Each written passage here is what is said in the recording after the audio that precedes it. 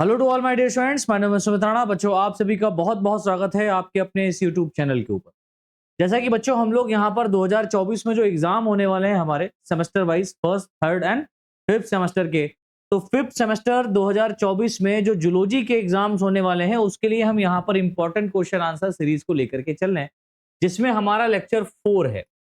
और आज के इस लेक्चर 4 में हम लोग आगे के जो क्वेश्चंस रह गए हैं उनके बारे में चर्चा करेंगे। जैसा कि आपको पता है कि हर एक लेक्चर में हम लोग 2 लॉन्ग क्वेश्चन को कवर कर रहे हैं, तो आज के इस लेक्चर में भी हम एग्जाम बूस्टर सीरीज के अंतर्गत जूलॉजी फिफ्थ सेमेस्टर के सेकेंड पेपर की, क्योंकि पहला पेपर मैंने ऑलरेडी पढ़ा दिया है, वो आपको हमारे Sumit Rana BSc classes channel के ऊपर मिल जाएगा। प्लेलिस्ट में जाइएगा, पूरा आपको मिल जाएगा फिफ्थ सेमेस्टर का पहला पेपर। तो इंपॉर्टेंट क्वेश्चन तो मैंने बताया हुआ है, उस इंपॉर्टेंट क्वेश्चन जो बताए थे वो वहां से आप उनको आंसर के तौर पर लिख लीजिए, पढ़ लीजिए, याद कर लीजिए। सेकेंड पेपर थोड़ा सा टफ लग रहा है यहाँ पर कि मैं करा पाऊंगा। टफ सेकेंड पेपर नहीं है, सेकेंड पेपर टफ लग रहा है ये कि मैं पढ़ा पाऊंगा कि नहीं पढ़ा पाऊंगा इसलिए। ठीक है, तो फिलहाल तो क्लासेस चल रही हैं, फेस्टिवल्स भी हमारे आगे पीछे लगे हुए हैं, जिसकी वजह से मुझे अपने घर भी जाना पड़ता है, आना पड़ता है, तो बड़ा समस्याएं पड़ रही हैं, जिसकी वजह से हम यहाँ पर रिकॉर्डेड क्लास के रूप में हम आपको पूरी वीडियोस प्रोवाइड करे दे रहे हैं, जिससे आप अपनी तैयारी में कोई दिक्कत ना आपको पैदा हो या दिक्कत महसूस ना हो। ठीक है, चलिए जी स्टार्ट करते हैं आज की क्लास। और आज के क्लास में हम देखेंगे लेक्चर 4 के अंदर अपना नेक्स्ट क्वेश्चन, जो हमारा बहुत इंपॉर्टेंट है, और ये क्वेश्चन नंबर 7 रहेगा बेटा। ठीक है, ये क्वेश्चन नंबर क्या रहेगा बच्चों? 7। और क्वेश्चन नंबर 7 कहता है कि डिस्कस अबाउट या what is the difference between neoteny और paedogenesis and discuss about neoteny and paedogenesis with example. यानी कि ये जो नियोटेनी और पीडोजेनेसिस है, इसके ऊपर क्वेश्चन तो बनना ही बनना है। 100% आप मान के चलो क्वेश्चन यहां से कोई ना कोई एक शॉर्ट फॉर्म में पूछा जाएगा, या तो नियोटेनी के ऊपर पूछा जाए या तो पीडोजेनेसिस के ऊपर पूछा जाए। दोनों में से किसी पे आ जाए, दोनों ही मैं पढ़ाई दे रहा हूं, तो आप आराम से पढ़ लो, अच्छे से समझ लो, और एग्जाम में अगर आ जाए तो लिख देना। नंबर तो आपको वैसे ही अच्छे मिलने वाले हैं, डोंट वरी, अगर आप सारी क्लासेस यहां पर कर रहे हैं अच्छे से तभी। चलिए जी, नियोटेनी और पीडोजेनेसिस क्या है तो उसके विषय में देखते हैं। देखिए लिखा हुआ है, नियोटेनी और पीडोजेनेसिस दोनों ही डेवलपमेंटल चेंजेस से संबंधित बायोलॉजिकल टर्म्स होते हैं। एक्चुअल में ये एक टर्म है, एक बायोलॉजिकल टर्म है, जिसमें किसी ऑर्गेनिज्म के अंदर उसके लार्वल, हम ये सीधे बोलेंगे, किसी ऑर्गेनिज्म के लार्वा के अंदर जो चेंजेस होते हैं, या वो लार्वा ही एडल्ट के रूप में काम करने लगता है, उसी को हम लोग पीडोजेनेसिस और नियोटेनी कहते हैं। ये होता क्या है ना, ये क्या है एक्चुअल में, तो उसको समझना है। तो सबसे पहले हम यहां पर देखेंगे नियोटेनी।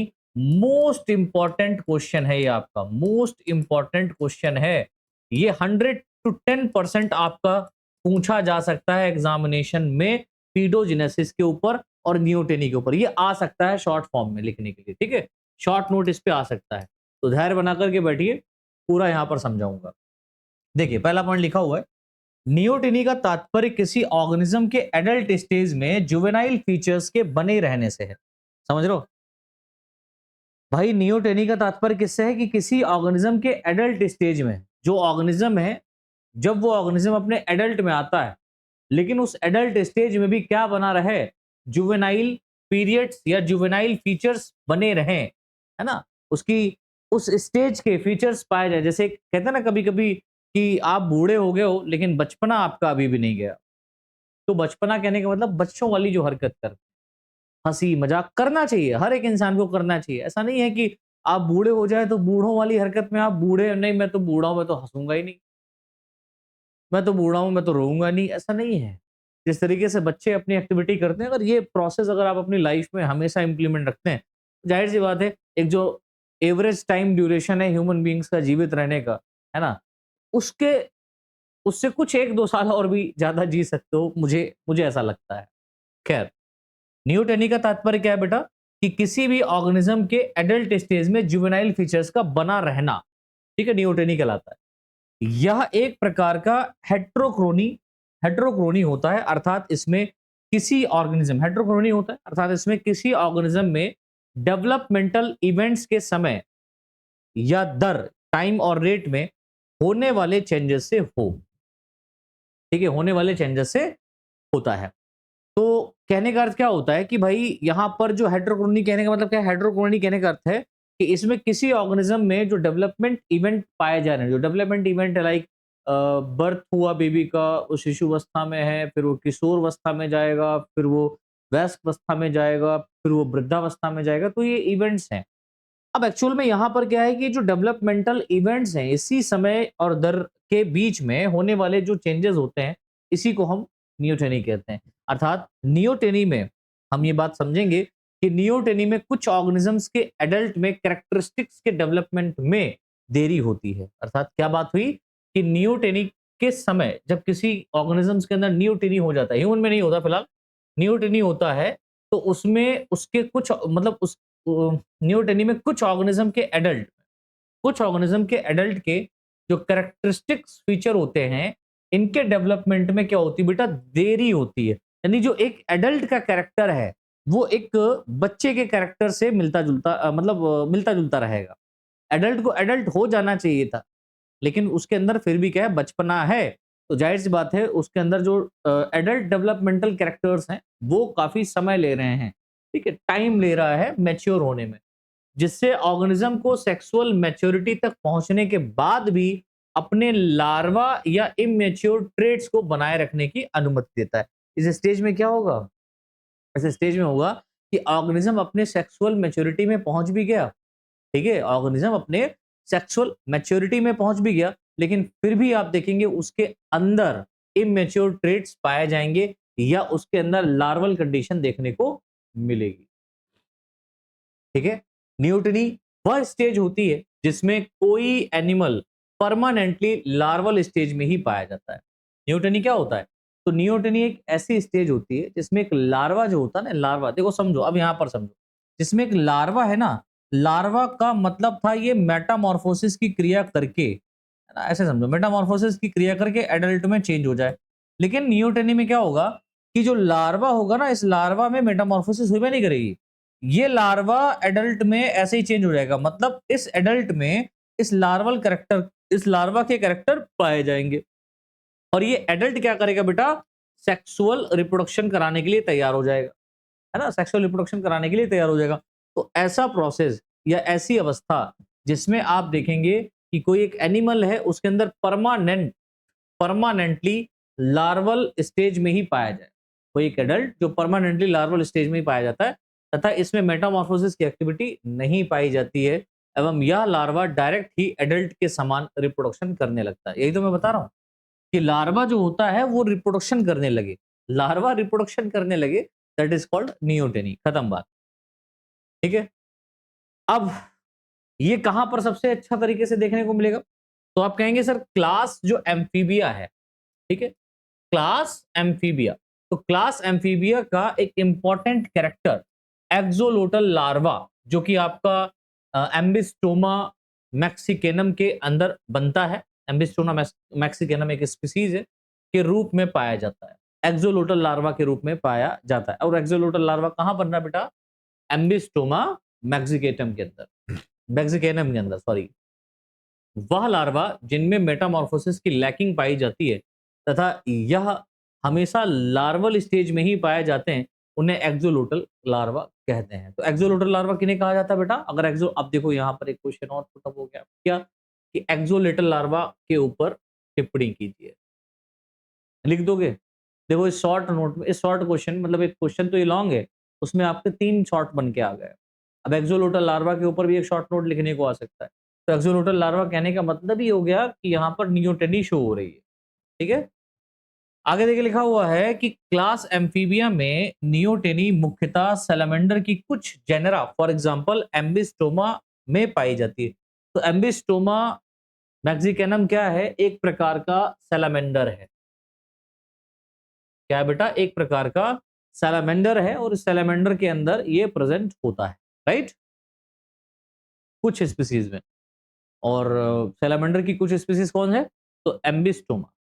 इन सैलमेंडर के लार्वा में मेटामॉर्फोसिस नहीं होता, लेकिन इनकी जो सेक्सुअल स्टेज होती है, इनकी जो सेक्सुअल स्टेज में एंटर करने से पहले, लेकिन इसकी सेक्सुअल स्टेज में एंटर करने से पहले, यानी कि जो लार्वा यहाँ पर है वो मेटामॉर्फोसिस नहीं कर रहा है, लेकिन फिर भी ये लार्वा सेक्सुअल स्टेज तक जाएगा। तो सेक्सुअल स्टेज में एंटर करने से पहले इन लार्वा में कुछ मॉडिफिकेशंस होते हैं। क्या होते हैं बेटा?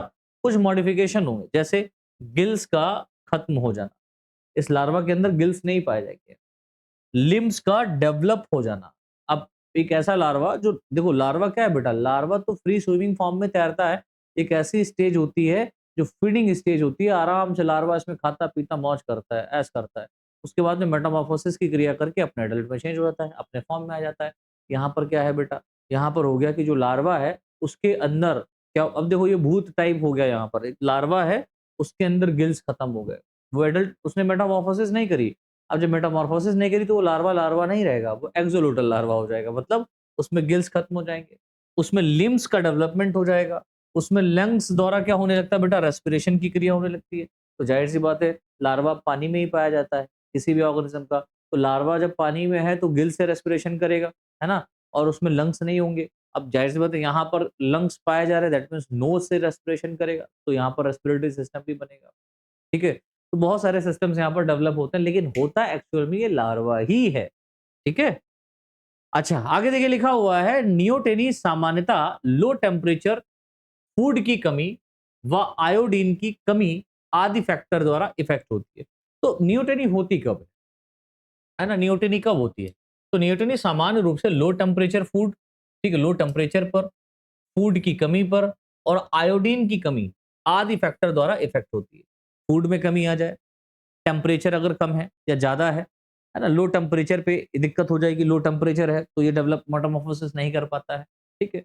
उसके साथ-साथ आयोडीन की अगर कमी है पानी के अंदर, तो भी क्या होता है, ये इन फैक्टर्स के द्वारा अफेक्ट हो सकता है और लार्वा जो है मेटामॉर्फोसिस नहीं करेगा। अच्छा, कुछ वैज्ञानिकों के अकॉर्डिंग नियोटेनी जो होती है वो फिजियोलॉजिकल एडेप्टेशन के कारण होती है। मतलब कुछ वैज्ञानिक ये भी कहते हैं कि भाई जो यहाँ पर लार्वा है उसने मेटामॉर्फोसिस नहीं किया, तो उसके पीछे रीजन ये हो सकता है कि उसके अंदर फिजियोलॉजिकल चेंजेस हुए हों, है ना, फिजियोलॉजिकल एडेप्टेशन हुआ हो, जिस कारण ये एनिमल जो होते हैं अपने एटमॉस्फेयर की कंडीशन की अत्यधिक रूप से यूज करते हैं। एटमॉस्फेयर की कंडीशन का अत्यधिक रूप से क्या करते हैं बेटा, यूज करते हैं। भाई उस लेवल पर जो एटमॉस्फेरिक कंडीशंस है उसके आधार पर अगर मान लो उनको अच्छा लग रहा है तो उन्होंने डेवलपमेंट कर लिया, अपने आप को अडॉप्ट कर दिया उस कंडीशन के आधार पर। भाई देखो सीधी बात है कि कोई भी ऑर्गेनिज्म अपने आप को डेवलप तभी करता है जब वो किसी दूसरे कंडीशन में अगर रह रहा है। जैसे मान लो हम अपनी बात करते हैं, हम आपको एक बहुत सीधा साधा उदाहरण देते हैं, आपको समझ में आएगा कि चेंजेस होते क्यों हैं। जैसे मान लो मैं शाहबाद में रहता था, ठीक है, मेरा होम टाउन शाहबाद में ही है, तो शाहबाद में उतना अच्छा डेवलपमेंट नहीं है, development in the sense educational level पर उतना अच्छा डेवलपमेंट नहीं है, लेकिन मैं ये नहीं कहता कि वहाँ पर पढ़ाई नहीं होती, बहुत अच्छी होती है, नो डाउट। लेकिन अब मुझे वहाँ पर कोचिंग अगर चलानी थी तो मैं कैसे चला पाता? अब ज़ाहिर-सी बात है शाहबाद क्षेत्र में एक ढंग का कैमरा भी नहीं मिलता है। अगर आप कैमरा खरीदने जा रहे हैं तो वहाँ पर इतनी डेवलप्ड दुकानें नहीं जो आपको कैमरा मिल जाए। तो मुझे उससे बेहतर लगा शाहजहाँपुर। अब शाहजहाँपुर भी ऐसा लगता है कि बहुत ज़्यादा डेवलप सिटी नहीं है। तो जो मेगा सिटी होती हैं, बड़ी-बड़ी सिटी होती हैं, वहाँ पर आप कोई एक रिक्रूटमेंट निकालते हैं, तो बहुत सारी चीज़ें वहाँ पर अवेलेबल होती हैं, बहुत सारा काम आप कर सकते हैं। तो ज़ाहिर-सी बात है अगर मुझे ये सारी सुविधाएँ शाहबाद में ही मिल रही होती, तो क्या मैं शाहबाद से शाहजहाँपुर आता? आप बताओ, सोचो। अगर आपको आपके घर में ही सारी सुविधाएँ मिल रही हैं, आपको खाना मिल रहा है, पानी मिल रहा है, आपको ओढ़ना, बैठना, सब कुछ, सारी फैसिलिटी, सारी लग्ज़रीज़ इवन आप जी रहे हो और आपको पॉकेट मनी भी अच्छी खासी मिल रही है। मान लो 10, 15, 20,000 रुपए पापा आपको पॉकेट मनी देते हैं, ठीक है? और आपके पिताजी बहुत बड़े अधिकारी हैं या कुछ भी हैं, एक्स, वाई, ज़ेड मान लेते हैं, ठीक है? जिनके यहाँ पैसों की कमी नहीं है। तो आप एक बात बताओ, क्या आप अपना घर कभी छोड़ कर के कोटा या राजस्थान या जो है ना लखनऊ कहीं जाकर के अपनी पढ़ाई-वढ़ाई करोगे जाकर के कि नहीं मुझे पढ़ना है और मुझे सेटल होना है। वो एक अलग बात है कि पिताजी आपके फ्यूचर को लेकर के सीरियस हों, वो आपको पढ़ाएँ-लिखाएँ, है ना? लेकिन क्या आपको ऐसा एहसास होगा कि नहीं मुझे जाना चाहिए, मुझे जो फैसिलिटी यहाँ पर मिली वहाँ पर मिलेगी नहीं, ऐसा नहीं है ना? तो आप अपनी जो फ़ेवरेबल कंडीशंस हैं उनको तब छोड़ते हैं जब वहाँ की फ़ेवरेबल कंडीशंस आपके लिए फ़ेवरेबल ना रहें, ठीक है? जरूरी नहीं कि आपके लिए फेवरेबल नहीं है, बाकी बाकी लोगों के लिए फेवरेबल है कि नहीं, उनके लिए हो सकता है फेवरेबल हो, इसलिए वो वहां पर हैं, एग्जिस्ट कर रहे हैं। लेकिन आपके लिए अगर वो कंडीशन फेवरेबल नहीं है तो आप क्या करोगे? आप वहां से पलायन करोगे, आप वहां से जाओगे। तो वही यहाँ पर भी है। मेटामॉर्फोसिस एक ऐसा प्रोसेस होता है जिसमें एक जो प्रिमिटिव कैरेक्टर होता है वो हायर कैरेक्टर में चेंज हो जाता है। अब लेट्स सपोज मान लो कि कोई एक पर्सन एक एक हम ही हैं। अब हम शाहजहाँपुर आकर के सेटल हुए। अब मुझे यहाँ से अगर मान लो लखनऊ शिफ्ट हो जाऊँ या मैं कोई बहुत एक बड़ी सिटी में जाकर के शिफ्ट हो जाता हूँ, बॉम्बे, नागपुर, है ना? इन जगहों पर जाकर के अगर मान लो मैं शिफ्ट हो जाता हूँ, वहाँ रहना शुरू कर देता हूँ। तो फिर मुझे बताओ, क्या वहाँ से मुझे शाहजहाँपुर या शाहाबाद या हरदोई कहीं जाने की रिक्वायरमेंट रहेगी क्या? नहीं ना। क्यों? क्योंकि मुझे वहाँ का एटमॉस्फेरिक कंडीशन समझ में आ गया, वहाँ की चीज़ें समझ में आ गई, वहाँ मुझे सारी चीज़ें उपलब्ध हैं। जो-जो मेरी रिक्वायरमेंट के लिए है, वो सारी चीज़ें वहाँ पर मुझे मिल रही हैं, अवेलेबल हैं। तो ज़ाहिर-सी बात है, मैं अपने आप को उस कैटेगरी के आधार पर ढाल लूँगा। अब अगर मान लो कि वही सारी सुविधाएँ मुझे शाहाबाद में मिलने लगे, वही सारी सुविधाएँ मुझे शाहाबाद में मिलने लगे, तो क्या मैं अपना होम टाउन छोड़ के नागपुर या बॉम्बे या कोलकाता कहीं मैं जाता? नहीं जाता ना। तो वही यहाँ पर भी है। जब अब कुछ वैज्ञानिक क्या कह रहे हैं? कुछ वैज्ञानिक कह रहे हैं कि नियोटेनी फिजियोलॉजिकल एडेप्टेशन है। यानी कि जब वाटर के अंदर फूड पर्याप्त फॉर्म में है, टेम्परेचर एकदम बढ़िया है, सब कुछ है, तो क्या ये लार्वा अपने अंदर कोई चेंजेस करेगा क्या? नहीं करेगा। ये कहेगा भाई मैं खुश हूँ, मैं इसी के आधार पर अपने आप को ढाल लेता हूँ। तो ये एडेप्टेशन कर लेता है। तो नियोटेनी क्या है? कुछ वैज्ञानिकों के आधार पर ये फिजियोलॉजिकल एडेप्टेशन होता है। लेकिन एक्चुअल रीज़न क्या है वो मैंने आपको बता दिया है। ये तो नियोटेनी की बात हो गई। अब बात करते हैं भैया हम लोग पीडोजेनेसिस की। तो पीडोजेनेसिस क्या होता है ना? नियोटेनी के जैसा ही है, लेकिन थोड़ा-सा डिफरेंस है और वो डिफरेंस ही अपन लोगों को समझना है। देखिए भैया, पीडोजेनेसिस क्या है? तो लिखा हुआ है पीडोजेनेसिस या पीडोजेनेसिस। पीडोजेनेसिस या पेडोजेनेसिस एक ऑर्गेनिज्म के द्वारा रिप्रोडक्शन को प्रदर्शित करता है। ठीक है? पीडोजेनेसिस क्या है? एक ऑर्गेनिज्म के द्वारा रिप्रोडक्शन को प्रदर्शित करता है, जो अपने लार्वल या जुवेनाइल स्टेज में ही रहता है। एक्चुअल में क्या है कि ये जो लार्वा है और जो जुवेनाइल स्टेज है, इसी स्टेज में ये रह करके रिप्रोडक्शन को शो करेगा। ये नियोटेनी से इस मायने में डिफरेंट है। अब ज़ाहिर-सी बात है वो भी लार्वल कंडीशन, भाई नियोटेनी में भी तो लार्वल स्टेज में ही तो रिप्रोडक्शन हो रहा था, लेकिन ये डिफरेंट है। क्यों है? वो समझते हैं। तो ये नियोटेनी से इस मायने में अलग है कि पीडोजेनेसिस ऑर्गेनिज्म न केवल अपने जुवेनाइल ट्रेट को बनाए रखते हैं और इस इमैच्योर स्टेज में रहते हैं हुए भी ये रिप्रोडक्शन करने में सक्षम होते हैं। समझ पा रहे हो? ये केवल एडल्ट के अंदर या अपने लार्वल कैरेक्टर को एडल्ट में ही बनाए नहीं रखते, बल्कि ये एडल्ट बनने के बाद में रिप्रोडक्शन करने की क्षमता भी रखते हैं। वो तुरंत रिप्रोडक्शन करना शुरू कर देंगे। लेकिन न्यूटनी में क्या है कि एडल्ट तो बन गया, लेकिन मैच्योरिटी, सेक्सुअल मैच्योरिटी बहुत डिले हो रही है, बहुत देर में आ रही है। यहाँ पर ऐसा नहीं, यहाँ तुरंत हो रहा है। ठीक है? जैसे जैसे पित्त मिज की बात करते हैं, गॉल मिज की हम बात कर रहे हैं। ये एक मास्टर है, ठीक है, माइस्टर है। इसको पीडोजेनेसिस का एक प्रसिद्ध उदाहरण माना जाता है। ठीक है, गॉल मिज जो है वो पीडोजेनेसिस का एक बहुत बढ़िया उदाहरण माना जाता है। यह है क्या? ये एक प्रकार का इंसेक्ट होता है बेटा। इसमें देखिए लिखा हुआ है, इस इंसेक्ट में लार्वा पार्थेनोजेनेसिस, लार्वा जो होगा वो क्या करेगा? अनिषेक जनन करेगा, पार्थेनोजेनेसिस करेगा, नामक प्रक्रिया के माध्यम से एसेक्सुअल फॉर्म में रिप्रोडक्शन कर सकते हैं। जो लार्वा है ये पार्थेनोजेनेसिस के द्वारा क्या करते हैं बेटा? लार्वा पार्थेनोजेनेसिस बोले तो अनिषेक जनन नामक प्रक्रिया के द्वारा एसेक्सुअल रिप्रोडक्शन में रिप्रोडक्शन कर सकते हैं। ठीक है, एसेक्सुअल रिप्रोडक्शन में रिप्रोडक्शन, सेक्सुअल रिप्रोडक्शन है, एसेक्सुअल रिप्रोडक्शन में रिप्रोडक्शन कर रहे हैं, लेकिन कर तो रहे हैं। इसका अर्थ है कि ये फर्टिलाइजेशन के बिना भी नए इंडिविजुअल्स को जन्म देते हैं।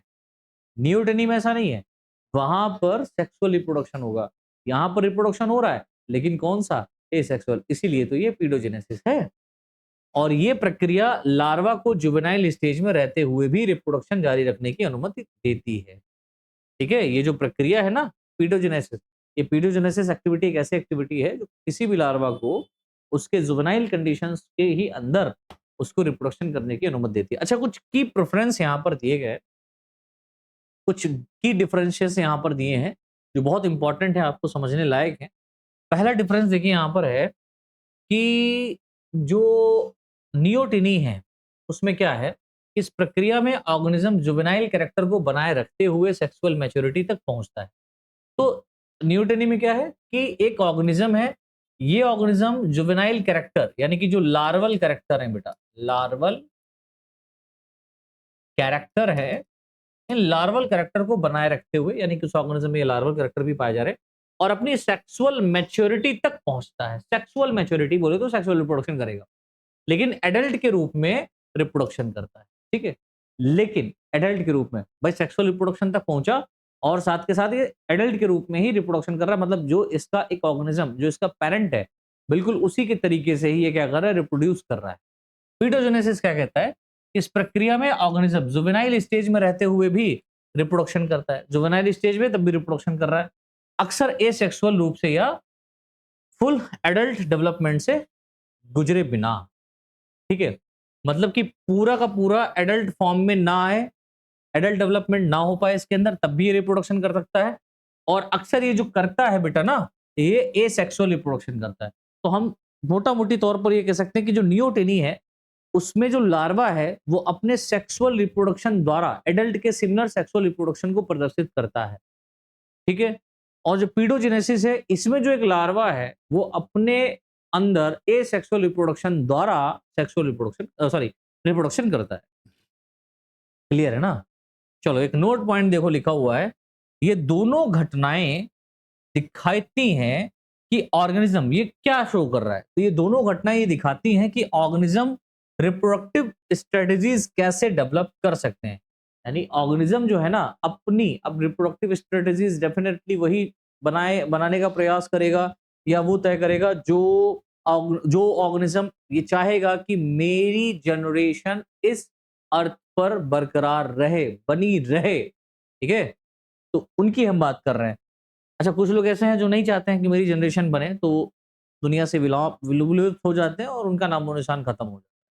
ठीक है, जो उन्हें पहले या डिफरेंट एनवायरमेंट कंडीशंस में प्रजनन करने की अनुमति देती है। ठीक है, जो उन्हें क्या करते हैं बेटा, जो उन्हें पहले या डिफरेंट एनवायरमेंट कंडीशन, पहले या उसके अलग उसके विपरीत एनवायरमेंट कंडीशन में क्या करते हैं बेटा, रिप्रोडक्शन करने की अनुमति देता है। ठीक है, तो ये तो बात हो गई हमारी पीडोजेनेसिस और नियोटिनी की।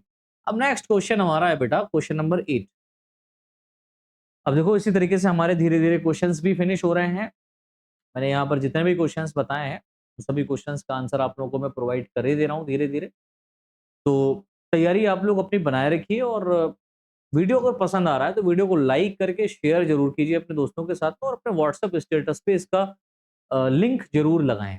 ठीक है, जिससे वो आपके साथ में जितने भी साथी जुड़े हुए हैं वो पढ़ पाए। चलिए, the next question is what is bird migration. 110% question ये भी आ सकता है। मैंने बोला आ सकता है, बढ़िया क्वेश्चन है।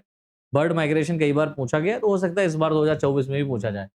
तो बर्ड माइग्रेशन क्या होता है, discuss the kind and causes of bird migration. कितने प्रकार से हो सकता है और क्या कारण है बर्ड्स के माइग्रेट करने का। चलो देखते हैं भाई। लिखा हुआ है बर्ड्स का माइग्रेशन एक रीजन से दूसरे रीजन में सीजनल मूवमेंट व आमतौर पर उनके ब्रीडिंग एरिया और नॉन ब्रीडिंग एरिया के कारण होता है। बर्ड किसी प्लेस से दूसरे प्लेस पर तभी जाते हैं जब किसी प्लेस पर डेफिनेटली क्या हो, भोजन की कमी हो या वहां पर कोई एनवायरमेंटल चेंजेस हो रहे हो। जैसे ठंडी है तो गर्मी आ जाए, और जाहिर सी बात है वहां पर अगर गर्मी वाला ठंडी वाला अगर ऑर्गेनिज्म है, बर्ड है, तो वो ठंड के मौसम की तरफ ही पलायन करेगा, माइग्रेट करेगा जहां पर ठंडी पड़ रही होगी। ठीक है, तो कुछ बर्ड्स ऐसे होते हैं जो हमेशा जीवन अपना वहीं काट देते हैं उस एरिया में जहां पर वो रहते हैं। ठीक है, तो बर्ड का माइग्रेशन एक रीजन से दूसरे रीजन में होता है। ठीक है, और क्यों होता है, ये एक सीजनल मूवमेंट होता है। क्यों होता है, या तो ब्रीडिंग एरिया के कारण होगा, है ना, या तो नॉन ब्रीडिंग एरिया के कारण होगा, या तो फूड के कारण होगा, बहुत सारे कारण हो सकते हैं। नेक्स्ट पॉइंट देखिए लिखा हुआ है बर्ड में यह माइग्रेशन लिविंग रहने और रिप्रोडक्शन करने के लिए रिक्वायर्ड होता है। ठीक है, तो दो चीजों के लिए, दो इंपॉर्टेंट चीजें हैं जिसके लिए बर्ड्स माइग्रेट करते हैं। एक तो जीवित रहने के लिए, जीने के लिए कोई तो एक वजह चाहिए, है ना, तो यहाँ पर जीने के लिए इनको माइग्रेट करना पड़ता है। क्यों, क्योंकि किसी एक पर्टिकुलर एरिया में तो भोजन खत्म हो गया तो अगले पर्टिकुलर एरिया में जाकर के भोजन खाएंगे, सीधी सी बात है। ठीक है, या इनको अपना प्रजनन करना है उसके लिए जाएंगे, जिससे बर्ड्स को फूड, हैबिटेट और सुइटेबल क्लाइमेट्स जैसी फेवरेबल कंडीशन मिल पाती है। ठीक है, और इन बर्ड्स को जो माइग्रेट करती रहती हैं, इनको एक बढ़िया कंडीशन मिल पाती है। आगे देखिए लिखा हुआ है बर्ड्स के माइग्रेशन के डिफरेंट टाइप है। ठीक है, जिनमें से यह माइग्रेशन स्पेसिफिक एनवायरमेंटल और बायोलॉजिकल फैक्टर से प्रभावित होता है। अब जो माइग्रेशन है ना, इसके कई टाइप हैं, किसी भी तरीके से हो सकता है, लेकिन जिसमें बहुत बहुत इंपॉर्टेंट है वो है बेटा environmental specific migration, specific environmental और बायोलॉजिकल फैक्टर। क्या है बेटा? Specific environmental and biological factor. इसके थ्रू ये क्या करता है? माइग्रेशन करते हैं। चलो भाई देखते हैं, तो काइंड्स ऑफ बर्ड माइग्रेशन क्या है भाई? बर्ड माइग्रेशन करने के प्रकार कौन कौन से हैं? तो पहला प्रकार तो यहाँ पर बेटा ये है लैटिट्यूडनल माइग्रेशन। लैटिट्यूडनल, ऊंचाई से निचाई की तरफ आना, लैटिट्यूड है ना, लैटिट्यूड माइग्रेशन। इसमें क्या होगा? ये सबसे आम तौर पर पाया जाने वाला माइग्रेशन होता है, हर एक ऑर्गेनिज्म में या हर एक बर्ड्स में आपको देखने को मिलता है अधिकतर। इस माइग्रेशन में बर्ड सर्दियों के समय अक्सर कोल्डर नॉर्थ रीजन यानी ठंडे उत्तरी क्षेत्रों से वार्म साउथ रीजन गर्म दक्षिणी क्षेत्रों में अलग अलग लेटीट्यूड के बीच घूमते हैं। ठीक, इस माइग्रेशन में आप देख रहे हैं कि जब सर्दियां आती हैं तो सर्दियों के समय में ये क्या करते हैं? कोल्डर नॉर्थ रीजन से वार्मर साउथ रीजन की तरफ पलायन करते हैं, माइग्रेट करते हैं। जैसे यहाँ पर एक बर्ड का नाम लिया गया है, जैसे गीज। ठीक है, सॉन्ग बर्ड्स, गाना गाने वाले पक्षी है ना, गीज और सॉन्ग बर्ड्स की कई ऐसी स्पीसीज हैं जो नॉर्थ अमेरिका से सेंट्रल और साउथ अमेरिका में माइग्रेट करती हैं। नॉर्थ अमेरिका से कहां बेटा माइग्रेट कर रही है? सेंटर और south America. Central and south America में ये क्या कर रही है बेटा? माइग्रेट करती है। कौन? गीज और सॉन्ग बर्ड, जो गाना गाने वाले पक्षी होते हैं। अच्छा, एल्टीट्यूडनल माइग्रेशन क्या होता है? ऊंचाई की तरफ जाने वाले एल्टीट्यूडनल। देखिए, बर्ड्स जो होते हैं वर्टिकली फॉर्म में माइग्रेट करते हैं, जिसमें बेटर कंडीशन पाने के लिए ये माउंटेन पर ऊपर या नीचे आते जाते रहते हैं। तो माउंटेन, पहाड़ों पर आप जाएंगे तो वहां पर भी बहुत सारे बर्ड्स की प्रजातियां पाई जा रही, जो कि अपने जीने के लिए अपनी कंडीशंस में वर्टिकली क्या करते हैं? ये माइग्रेट करते रहते हैं। जैसे माउंटेन रीजन पर बर्ड विंटर से बचने के लिए, यानी विंटर से बचने के लिए सर्दियों के दौरान कम ऊंचाई पर चले जाते हैं। विंटर से बचने के लिए सर्दियों के दौरान, जब सर्दी पड़ रही होती है तो उस समय ये कम ऊंचाई वाले क्षेत्रों पर आ जाते हैं। सर्दी से बचने के लिए कम ऊंचाई वाले क्षेत्रों पर माइग्रेट कर जाते हैं। तीसरा बेटा है यहाँ पर पैराइटल माइग्रेशन। ये भी एक टाइप है। पैराइटल माइग्रेशन क्या होता है कि कुछ स्पीसीज में बर्ड्स पॉपुलेशन का केवल एक हिस्सा ही माइग्रेट करता है। कुछ ऐसी स्पीसीज भी बर्ड्स की पाई जा रही है जिसमें पॉपुलेशन का केवल एक हिस्सा जाएगा और एक हिस्सा वहीं पर रहेगा। ठीक है, ये क्यों जाता है? ये एज, सेक्स और रिसोर्सेज की अवेलेबिलिटी जैसे फैक्टर पर निर्भर हो सकता है। ठीक है, कुछ बर्ड्स पूरे साल अपने ब्रीडिंग एरिया में ही रहते हैं।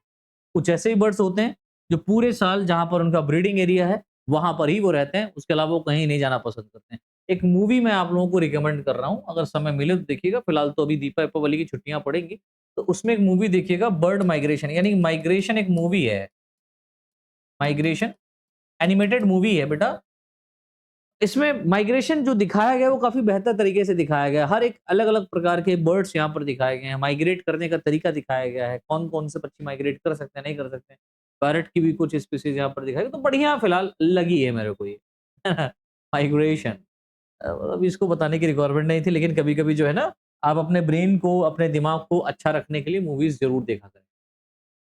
नेटफ्लिक्स पे ये है फिलहाल, आप इसको कहीं से भी किसी अदर रिसोर्सेज से डाउनलोड कर सकते हैं। नेक्स्ट है यहाँ पर नॉमेडिक माइग्रेशन। नॉमेडिक माइग्रेशन कहने का मतलब होता है खाना बदोश प्रवास। ये क्या कहता है कि बर्ड्स अपने फूड की तलाश में इरेगुलर अनप्रिडिक्टेबल मूवमेंट करते हैं। मतलब कोई मतलब ही नहीं है माइग्रेट कर रहे हैं बेटा, जा रहे हैं अनप्रिडिक्टेबल फॉर्म में, उड़ रहे हैं इरेगुलर, कभी इधर जा रहे हैं तो कभी उधर जा रहे हैं भोजन की तलाश। ठीक है, इसको हम लोग बोलते हैं नॉमेडिक माइग्रेशन, खाना बदोश माइग्रेशन बोले तो। बर्ड्स अपने फूड की तलाश में इरेगुलर अनप्रिडिक्टेबल मूवमेंट करते हैं आमतौर पर, या एनवायरमेंटल चेंजेस के कारण माइग्रेशन करते हैं। आमतौर पर आप देखेंगे अधिकतर यहाँ पर माइग्रेशन जो हो रहा है वो एनवायरमेंट में जो चेंजेस हो रहे हैं उसके कारण होता है।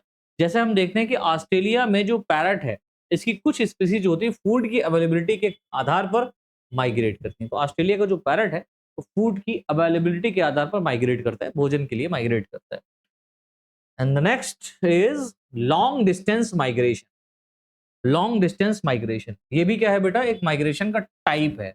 लॉन्ग डिस्टेंस माइग्रेशन, कुछ ऐसे पक्षियां होते हैं जो बहुत लंबी लंबी लंबी लंबी दूरी तय कर लेते हैं, है ना, हजारों मील की दूरी तय करते हैं। जैसे लिखा हुआ है, बर्ड्स महाद्वीपों, कंटिनेंट्स के बीच हजारों मील की यात्रा करते हैं। जैसे अ, जैसे आर्कटिक टर्न बर्ड।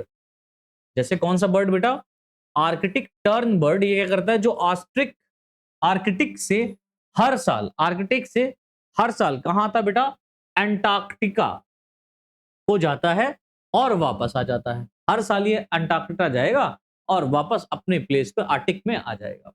ठीक है, नेक्स्ट है बेटा शॉर्ट डिस्टेंस माइग्रेशन, है ना, कम दूरी वाली प्रवास यहां पर देखने को मिल रहा है। तो बर्ड अपने लिए बेटर सीजनल हैबिटेट को खोजने के लिए कभी कभी एक ही देश या क्षेत्र के भीतर कम दूरी तक प्रवास करते हैं। सॉरी, ठीक है ना, एक ही देश या डिस्ट्रिक्ट में ये क्या करते हैं बेटा, एक डिस्ट्रिक्ट से दूसरे डिस्ट्रिक्ट चले जाते हैं। चलो अब हम बात करते हैं कॉजेज ऑफ बर्ड माइग्रेशन। भाई हमने देख लिया टाइप ऑफ बर्ड माइग्रेशन, अब कॉजेज भी तो बताना, ये भी तो हमको देखना है ना, causes of bird migration, migration का टाइप क्या, कारण क्या है। तो पहला बेटा सबसे इंपॉर्टेंट कारण है लैक ऑफ फूड।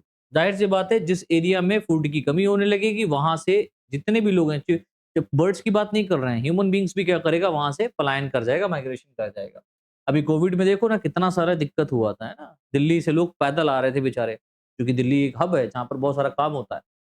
इतने सारे लोग बेरोजगार हो गए थे, सारी फैक्ट्रियां बंद हो गई थी, सब कुछ सारा काम बंद हो गया था, तो लोग वहां पर क्या करते, तो वो बेचारे वहां से वापस आ रहे, तो बहुत सारे लोगों की मौत भी हो गई, डेथ हो गई। कुछ लोग रास्ते में ही बहुत घायल हो गए बेचारे, कुछ आते आते ही घायल हो गए, मर गए। तो बड़ा बड़ा दिक्कतें देखनी पड़ी। तो लैक ऑफ फूड, अब दिल्ली में जाहिर सी बात है उनके पास में ज्यादा फूड रहेगा जो वहां पर अमीर लोग थे, जिनके यहाँ लोग काम कर रहे थे। हालांकि बहुत सारे ऐसे इसी इसी कंडीशन में बहुत सारे ऐसे भी लोग ऐसे निकल के आए जिन्होंने बहुत ज्यादा मदद की, ऐसा नहीं कि मदद नहीं की, बहुत मदद की है लोगों की। खैर, माइग्रेशन बर्ड्स को उन रीजन से जाने में मदद करता है। माइग्रेशन क्या करता है, माइग्रेशन बर्ड्स को उन रीजन से जाने में मदद करता है जहां सर्दियां और शुष्क यानी विंटर्स और ड्राई सीजन के दौरान भोजन की कमी हो जाती है। ठीक है, अर्थात या उन रीजन्स में माइग्रेट कर जाते हैं जहां फूड की प्रचुर मात्रा पाई जाती है।